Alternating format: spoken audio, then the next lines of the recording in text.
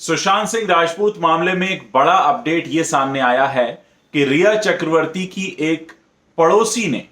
Republic TV को यह बताया है कि सुशांत उस रात रिया को छोड़ने उनकी बिल्डिंग में आए थे। यह अपने आप में एक बहुत बड़ा बयान है। अभी तक आपने सिर्फ सुना था कि विवेकानंद गुप्ता जो भाजपा नेता हैं, उन्होंने कहा था कि उनके पास घटना का एक चश्मदीद है जिसने पार्टी में देखा सुशांत को और यह भी देखा कि सुशांत उस रात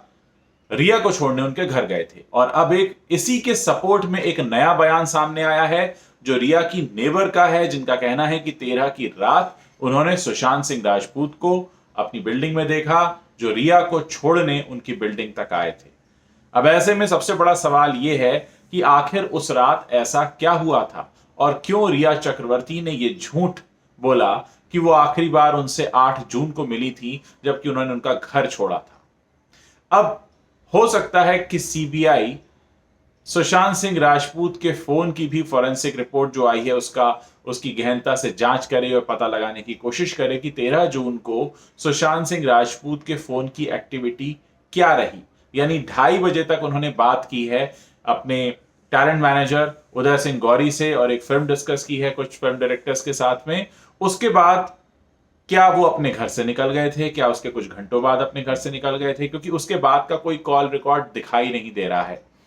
मीतू ने भी ये कहा था, जो सुशांत की सिस्टर हैं, कि उन्होंने 13 की रात फोन किया था, मैसेज किया था सुशांत को, लेकिन कोई जवाब नहीं आया। क्या उस वक्त सुशांत किसी पार्टी में थे, क्या उस वक्त सुशांत रिया के साथ थे, या कहां पे थे जिसकी वजह से उन्होंने उनका फोन नहीं उठाया।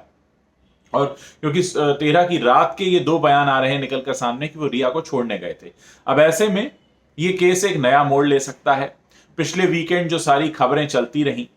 सुधीर गुप्ता के सो कॉल्ड लीक्ड बयान के बाद कि ये मामला आत्महत्या का है, लेकिन अब इन बातों के सामने आने के बाद इस बात पर